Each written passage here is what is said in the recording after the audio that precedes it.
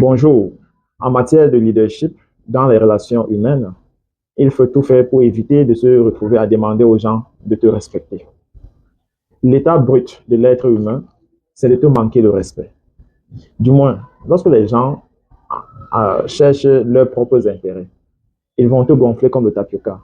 Ils vont te miroiter tous les propos flatteurs. Parce qu'en réalité, ton sourire que tu leur donnes, la photo que tu leur poses avec eux, c'est pour leur propre honneur et non la tienne.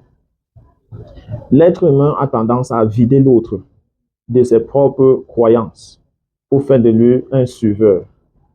Et lorsque tu te mets en relation, que ce soit en relation familiale, amoureuse ou alors en relation de travail pour un but précis, les penseurs ont dit qu'il faut souvent travailler avec des gens qui ne t'aiment pas, tes ennemis, parce qu'ils vont chercher à te prouver qu'ils sont fiables, que ce que tu as toujours pensé d'eux est faux. Et cela va apporter des résultats. Ce qui est contraire sur ce qu'on observe. Je causais il n'y a pas longtemps avec Stéphanie sur comment est-ce que les relations arrivent à s'établir et à durer. Quand tu jettes un coup d'œil dans la société, quel style de relation a tendance à durer? Bon, elle me faisait comprendre que les relations qui ont commencé sur les bancs, les gens qui commencent sur les bancs ont tendance à mieux se pardonner. Et ça fait en sorte que le temps passe et ils ne s'en rendent même pas souvent compte. Donc cet aspect du pardon, de tolérance est un peu élevé chez des personnes qui se sont connues d'abord sur la base d'amitié et puis ont trouvé une façon de se mettre ensemble pour la vie. Et je la disais, oui, on peut mettre cela dans l'actif des succès comme celui des stars, des footballeurs, des artistes, des chantres et bien d'autres qui ont ce talent-là et ont la chance de développer ce talent. Donc leur train de vie naturellement devient enviable.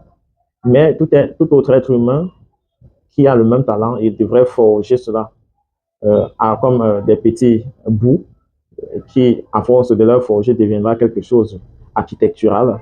C'est comme ça que chacun devait construire sa relation. Ça veut dire, sur 10 personnes, il y aurait même pas jusqu'à 5 qui ont la possibilité de se marier avec les amis de classe. Donc là, on parle clairement de la majorité qui n'ont pas la chance de se marier avec leurs amis de classe et qui doivent vivre en couple. Qu'est-ce qu'il faut faire? Eh bien, il faut apprendre l'art de vivre ensemble. Le leadership 360 degrés.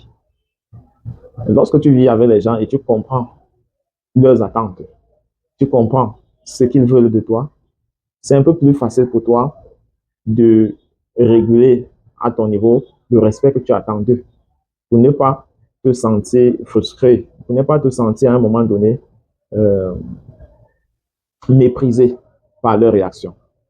Vous savez, lorsque tu vois des gens faire des grimaces devant toi, ton intuition te le dit que cette personne n'est pas géniale. Et donc, il faut le traiter permanemment sur le bord de tes principes. Par exemple, il ne faut jamais à un moment donné te dire, si tu as l'habitude qui paye pour chacun de vos rencontres, il faut le laisser à ce niveau-là. C'est-à-dire, chaque fois qu'il veut te rencontrer, le seul fait qu'il paye cet argent pour te rencontrer fait en sorte qu'il est obligé de respecter certaines barrières. Si à un moment donné, tu estimes qu'il devient trop familier, c'est à ce moment-là qu'il cherche à te dévorer. Donc, il est clair que pour des personnes qui travaillent avec toi, établir leur niveau de besoin envers toi et tu les gères à ce niveau-là. Et c'est quand j'ai vécu ce qui s'est passé entre la fédération, entre le président de la fédération et le responsable de tutelle ou encore le sélectionneur, il est clair que toute cette intercation-là a eu lieu à un moment donné où il était déjà fâché. Tu vois. Fâché parce qu'il s'attendait que des personnes qui venaient rencontrer aient un minimum de bon sens. Mais ça n'existe que dans les livres, cela. Il faut s'attendre au pire avec l'être humain. C'est-à-dire, c'est celui que tu as aidé qui cherche à te faire plus du mal. Ça, il faut être au courant. Et il ne le fait pas parce qu'il veut te détruire forcément. Il le fait souvent parce qu'il pense qu'il veut s'émerger, il veut devenir indépendant, il veut voler de ses propres ailes. C'est généralement ça.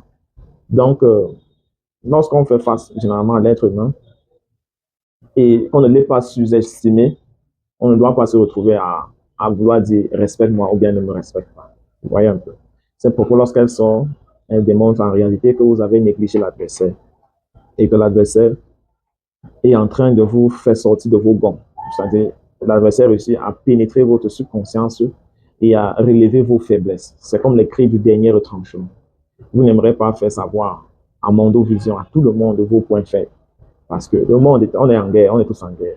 Une guerre froide, silencieuse, qui ne cherche que à voler ce que vous avez inné qui vous permet à vous hisser au sommet. Les gens vont toujours chercher à vous tirer vers le bas jusqu'à ce qu'ils aient cette dominance sur vous.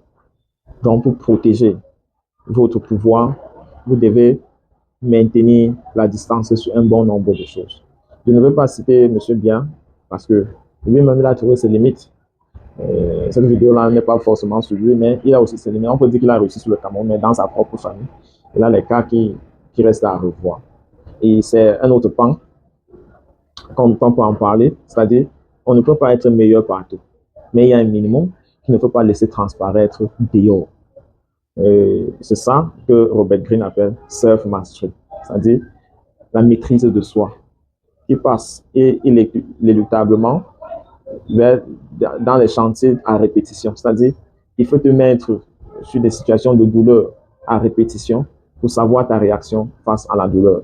Il faut te laisser souvent insulter, baigner par des gens pour savoir comment tu peux réagir à des choses qui ne sont pas à ton encontre. Il faut te laisser critiquer, il faut te laisser mal juger, il faut te laisser mal apprécier, il faut te laisser abuser.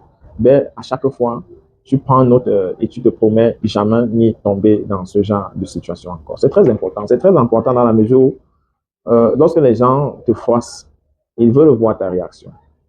Et c'est ta réaction qu'ils disent s'ils prennent l'ascendance sur toi ou bien s'ils restent en doute. Et le doute, c'est souvent la meilleure posture dans laquelle il faut laisser ceux qui te combattent. C'est-à-dire, lorsque les gens doutent, si tu avances ou bien si tu recules, c'est mieux. Parce que s'ils savent que tu avances, ils vont te combattre.